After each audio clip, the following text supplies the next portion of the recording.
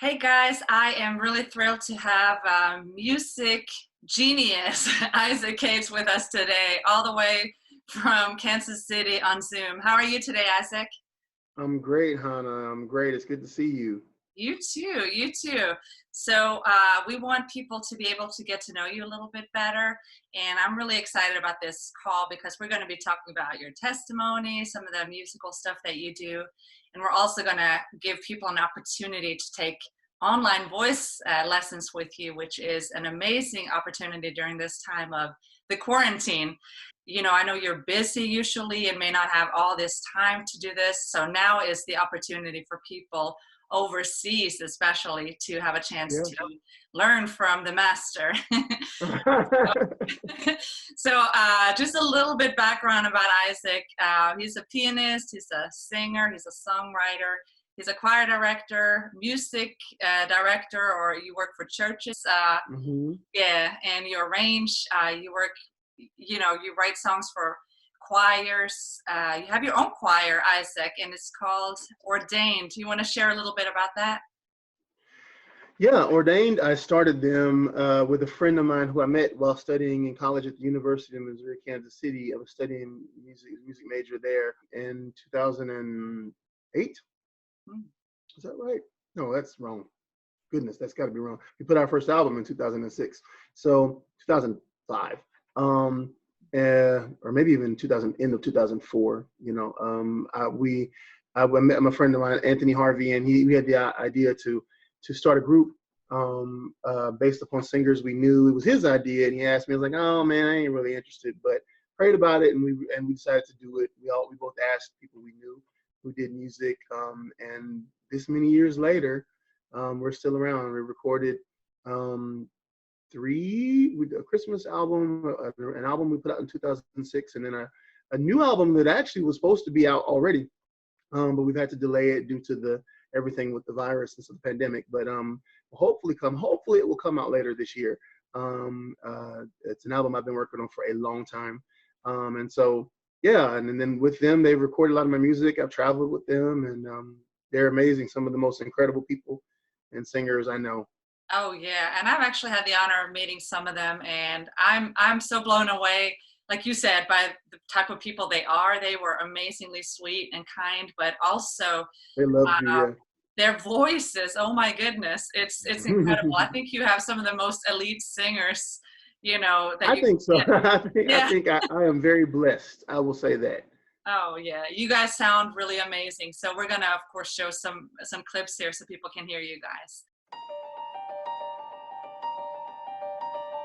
Hark how the bells, sweet silver bells, all seem to say, throw cares away. Christmas is here, bringing good cheer to young and old, big and the bold. Ding-dong-ding-dong, that is a song. Ring, jump, ring, bong, caroling. One seems to hear words of good cheer from everywhere, feeling the air. Oh, and how raising us up, all in a neck, down in a touch, gaining the ring. While people sing songs of good cheer, Christmas is here. Merry, merry, merry, merry, merry, merry, merry, merry, merry. All of this and all about it.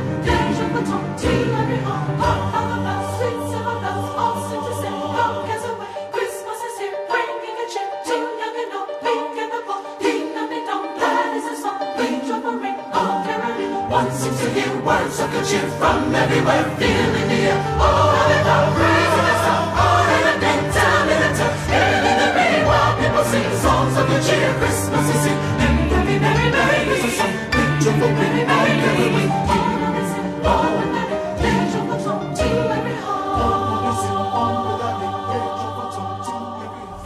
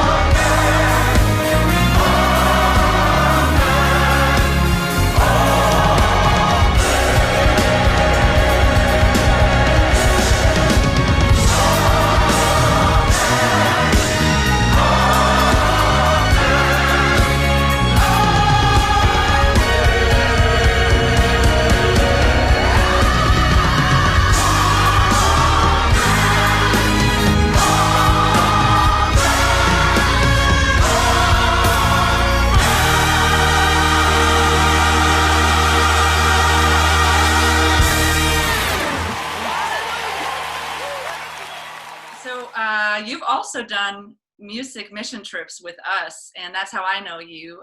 You've been to Germany and Italy, several times to Italy. Will you share a little bit about what your experience is with going on music mission trips? Oh man, the music mission trips through GTM have just been absolutely life-changing. I cannot say enough positive stuff about that platform, about this organization that God inspired you to create. Um, it's led way, it's given way for me to do even more things over there, overseas, and even of some of the additional things that I've done that were just bookings and things like that. Some of the most special moments have been through GTM. To go and share the gospel of Jesus through music has been just the most rewarding thing. People have shared testimonies with me. I've seen people healed. I've seen people come to know the Lord who weren't believers. Then it just happens to be in some of the most beautiful places in the world. Florence, Italy, will never forget. Germany, my friends there, Marius and Letizia, they're in Florence. It's just been absolutely life changing, and it's an experience. It teaches me, although I'm there teaching music and sharing the gospel and I'm able to do me, which I'm a technician when it comes to, music. I'm very particular and stuff like that. But that's not the main thing. I mean, the music is just the conduit where we're actually able to have a connection and see real love and the humanity in people. And so I learn something every time I go. Every time I've gone on a GTM, and because we get to go into the homes of people, they prepare meals for us, they connect with us. We get to go into the schools and sing and share, and it's just been incredibly life-changing. I can't say enough. My memories are incredibly fond of that, and just the experiences and the life connections that God has allowed to forge through that. I think it's just incredible. I cannot say enough positive stuff about it. That is wonderful to hear, Isaac. And I want to say thank you for serving with us. And you are a professional musician that could, you're already asked to go overseas to all kinds of places and get paid for it, but still you choose to do music mission trips, and we just really appreciate your service and the platform you have as a professional musician. You couldn't really do this type of music missions that you do with choirs if you weren't a really great and capable choir director. This is suited for professional musicians, and so we are so grateful that you have chosen to serve with us. I'm honored. I'm honored. So will you share a little bit about how you came to Christ and how that has affected your life? Yeah, I think I was either 13 or 14, and I remember I was raised in the church. I was raised in the Baptist church growing up, and we would go to, I did all the Sunday school things in the children's church and all these things so I knew that growing up. And then I sung in the choir as well. Wasn't too fond of it at first, but then it just grew on me. The music, I think when I realized that God was real, he just touched my heart one day and was like calling me. I felt him drawing me, like, you know what? I love you. I know you. I'm real. And I just remember having an overwhelming sense of peace and purpose that I had, and it was extremely, extremely strong. And so I remember I just walked down, and I didn't even tell my parents. I didn't tell my mom. I didn't tell my dad. I just got up and walked down front one day during the invitational moments and they were crying, we were all crying, and then it was just great. I remember it very vividly. I remember when I decided to do it, and it changed my life because I knew that God was real to me. It went from being somebody that I just heard about and we just sung about to a feeling that I could not necessarily describe. A place of peace, solace, vulnerability, and just, you know what I mean? Like I just knew that he was real to me. And so that was where the journey started. I was already doing music. I'd already started playing for I played for the children's choir at my church, and then immediately jumped up and started playing for the mass choir. So I was never playing and even when I played, it was like never the little bitty kid stuff where I'm playing like a triad or something like that and picking out a melody. I was playing chords when I was really young, because I had an older kind of thing about myself. I was always loved the grown choir, what they did, the big people's choir. So that married into my, growing up in church, singing spirituals and hymns and things. And we had great singers at our church, and they would sing, and it was just like, man, I feel this. And then my relationship with the Lord kind of started, and it's been interesting because He found me. I mean, it wasn't something I went. Literally, He found me where I was, and it was the most unobtrusive thing. It was just sort of, it happened, and my relationship with Him has been like that ever since. I've always been able to lean into Him when I need Him, to talk to Him, to trust Him in my moments of distress or uncertainty, in my times of great blessings and success. Always, an overwhelming sense of gratitude comes over me every single time. I did a workshop last year in Barcelona, but also the Canary Islands, in Tenerife.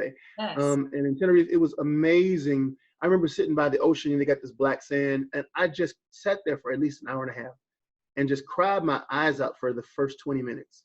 Just grateful to God. I think I had a similar experience on one of the mission trips when I was in Puyallup.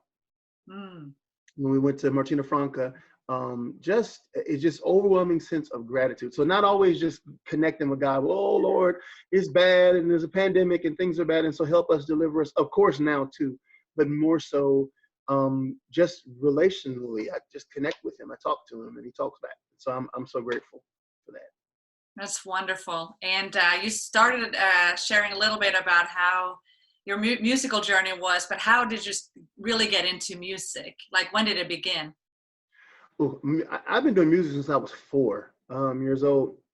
My mother made me study piano, which I hated. Believe it or not, all I wanted to do was like go outside and play and do stuff that other kids were doing.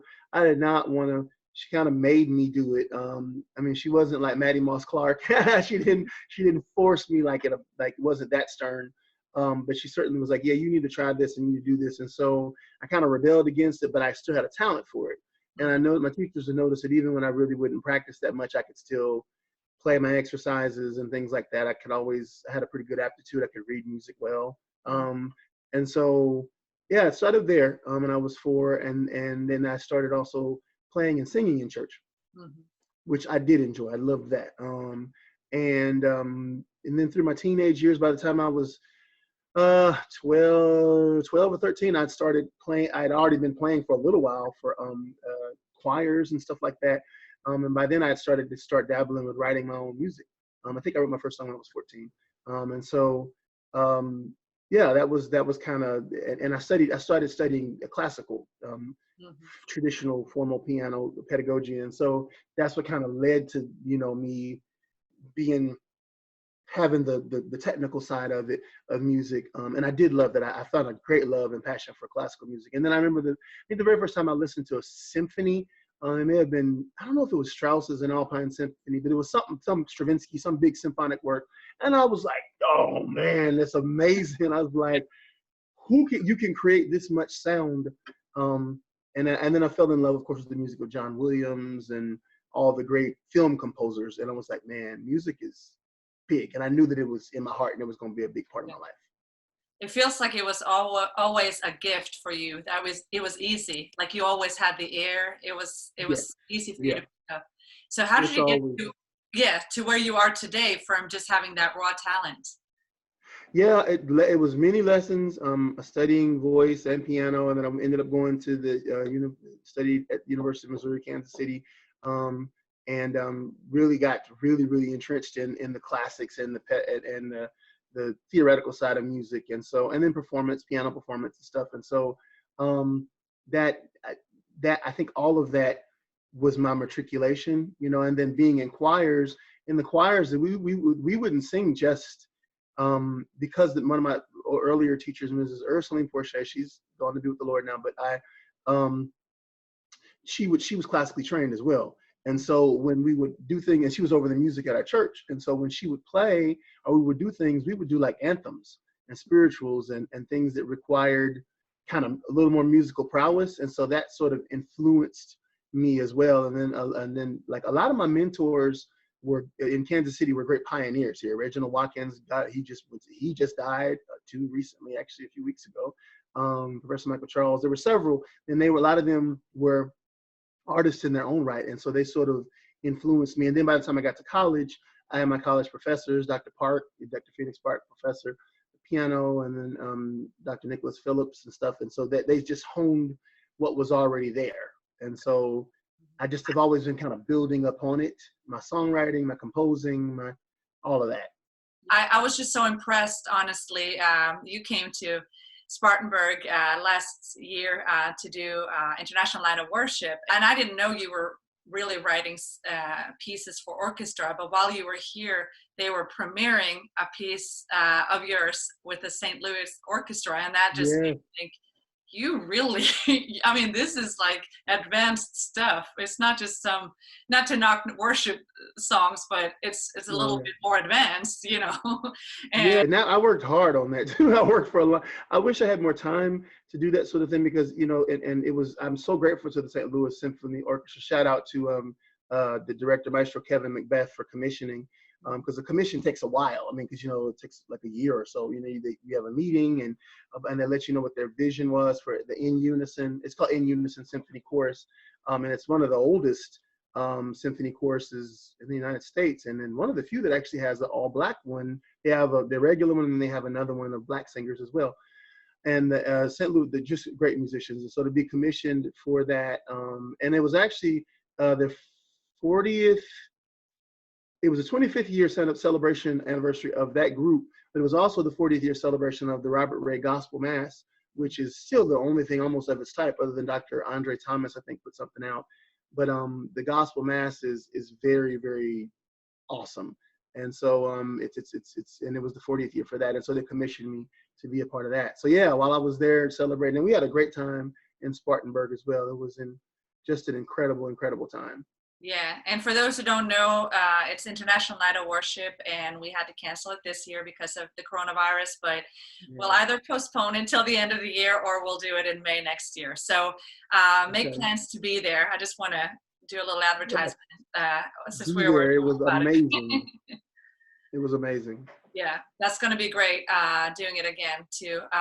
But I want to show a clip because your choir is a gospel choir, but it's unique because it's gospel and you mix in some of that experience that you have with classical music a lot. So it just sounds unique. And I want to show a clip where you can hear that there's a mix of the classical and the gospel music.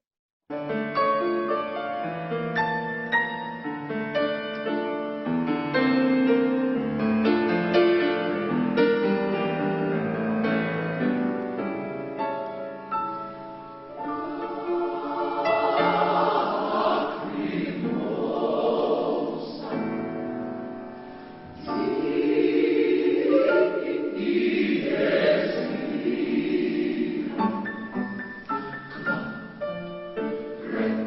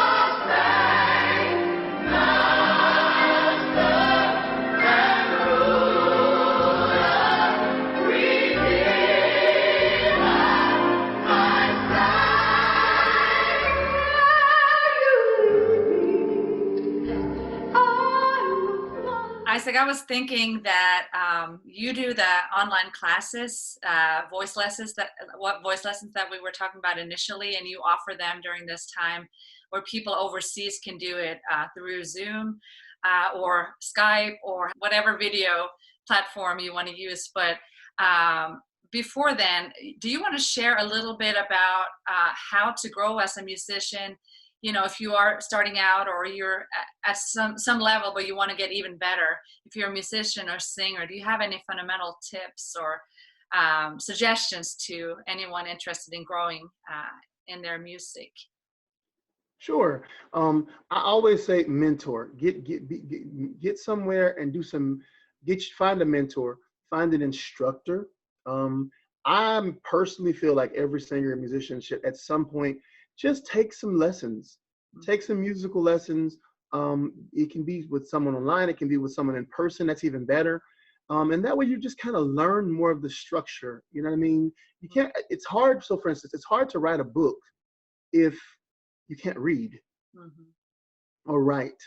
And I suppose you could have someone else write it for you, but it's easier to document your story if you have the basic tools that you need. So for instance, and if you're going to be a gospel person or a person that's a worship leader or a missionary, you need to have the word in you. You need to have a covering. You need to have someone pour into you. So I think you need someone to pour into you technically and from a musical standpoint, fundamentally and foundationally. But then you need to have someone spiritually as well, and you need to have accountability as well. And that's another thing that mentors do. They can pull your coattails and say, hold up, no, don't do that. You're going too far. Or, yeah, that's important that you have these things.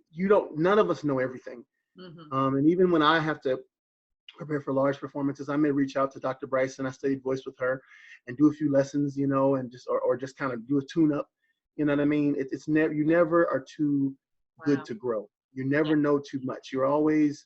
And so I think that's a wonderful thing. You have a servant's heart and be able to put yourself in a place of servitude and stewardship and learning. It's great to learn. Learning is one of the great gifts and the things that sets us apart as humans that God's given us is our intellect. And so pour into that, man, like crazy. Find someone, surround yourself with people that know more than you do. If you're the smartest person, if you're the only person that knows stuff, then that's not good. You need to surround yourself with people who can constantly, pour into your mind, into your spirit, and engage your brain. And it's very healthy for you, for all of us. So, yeah. It's almost a surprise that someone at your level takes lessons. That's amazing. That's inspiring. I will from time to time. I will. Depends on what so for instance, Saint-Saëns is a classical composer. And I did the Christmas oratorio. Where you sing most of it in Latin, and I did the tenor solo, which it's crazy that Dr. Bryson taught me into doing this. 2 years ago, I did that, and so I did a few lessons. I said, okay, well, I got to tune back up on this, and I haven't done that in a while, so doing that helped me. And so yeah, I think that's important. And never stop learning. Never. That's great advice, Isaac. So if anyone want to sign up, they should do it really during this time, because you have more time at home to do lessons when you're not out doing all kinds of events and traveling. So this is a great time. So we'll put the information below, so how they can reach you. I wanted to tell choir directors too, especially over in Europe, a lot of choir directors are looking for new songs, and they're looking for it to be written out, to have charts, and you actually do that because you have the classical background. So I wanted to put the information there as well, so they can reach out to you and hopefully buy some of your amazing music. That you have some great anthems, some great songs. And before we end this conversation today, Isaac, I wanted to ask you to share one of your favorite songs with us. I like this song. I'll sing just a little bit of this song. It's one of my daily worships, and it's one of the things that I love to sing to God first. And I remind myself that it's about Him first.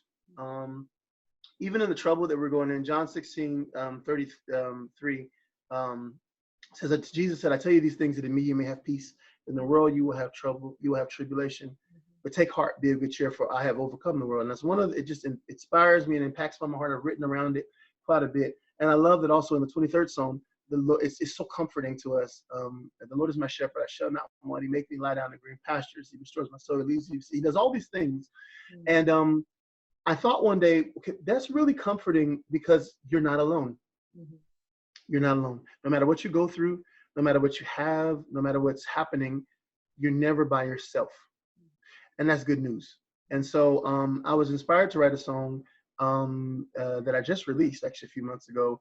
But it says, who will never leave when all else abandoned me, and who restores my soul when my life has lost control. God, I place my faith in you. I know that you love me. In your presence, I find all I need because you're my God. You have all I need. And so I think I'll just a little bit of this little song, the first one, and then just in my heart. I love you, Lord, and I lift my voice to worship you. Oh, my soul, rejoice. Take joy, my King, in what you hear. Let it be a sweet sound in your ear, in your ear. And who will never leave when all else abandons me, and who restores my soul. Thank you, Jesus. When my life has lost control, God, I place my faith in you. I know that you love me. In your presence, I find all I need. My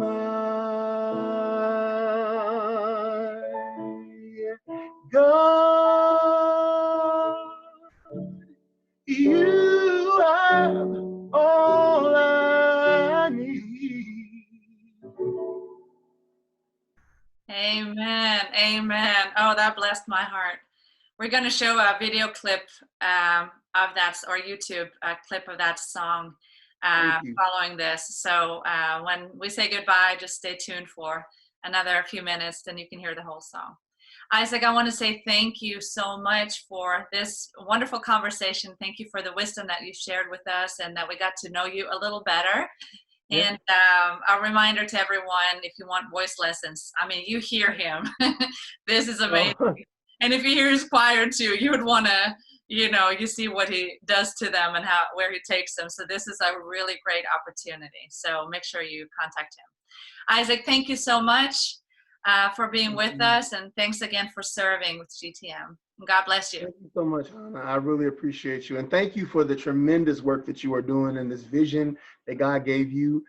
It's impacting lives. It's impacted mine. It is changing the world, I think, in a positive way. And thank you for being obedient. I've loved getting to know my friends and family, GTM, and people like Rosemary Cosby and amazing people like Monica Bernasola, who has become my sister. Hey to her and Adriano, and then of course you getting a chance to spend time there, and then to see all of us together last year and get to see all the incredible missionaries. They have become like family, and I love them dearly. And so thank you so much for the vision and being obedient to what I know. It's not always easy. I know that there's not always provision that you need for it, but God is a provider, and I know it's not an easy road. Sometimes a thankless road, and then you come up against a lot of obstacles, and the enemy would throw a lot of things at it because of the fact that you're carrying the gospel of Jesus Christ into the world. So, but even that too, God has all the victory, and victory belongs to Jesus, and we are victorious in Him. And so, thank you so much for being obedient. So. Oh, thank you, and it's just a real amazing privilege to be able to carry the best news in the world out to people. Yeah. So thank you. Well, have a great day, everyone, and we'll see you in the next video. And make sure you listen to the last song here. Absolutely. Thank you all. Bye.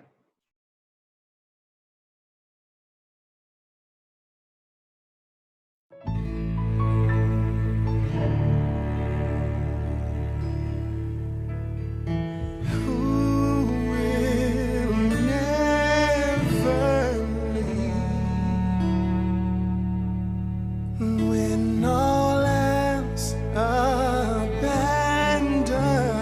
me, and who restores my soul, when my life has lost control.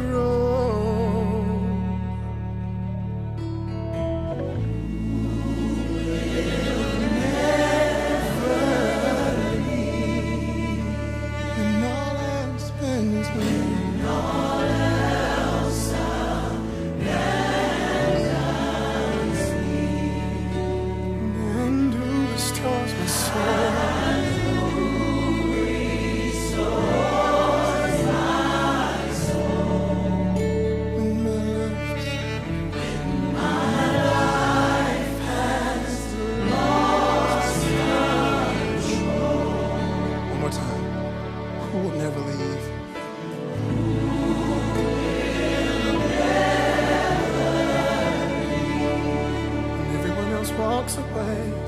When all else abandons me, and who restores my soul. When my life has lost control. So God, I place trust in you. So I place my faith in you. I know that you love me. In your presence I find all I need. My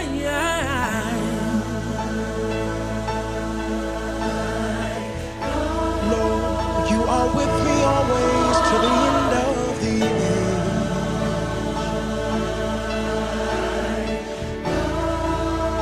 my God, you're always there, Though I walk through the valley of the shadow of death, I will. My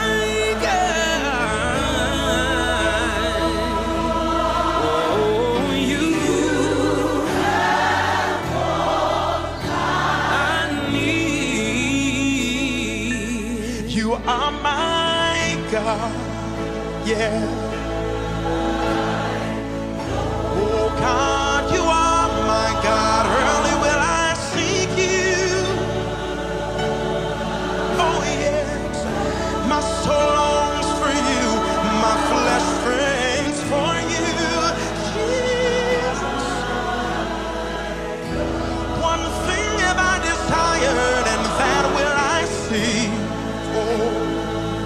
My God, to dwell in your house in the time of trouble, you hide me. You have all I need. You have me. You have me. Oh, you have my heart completely.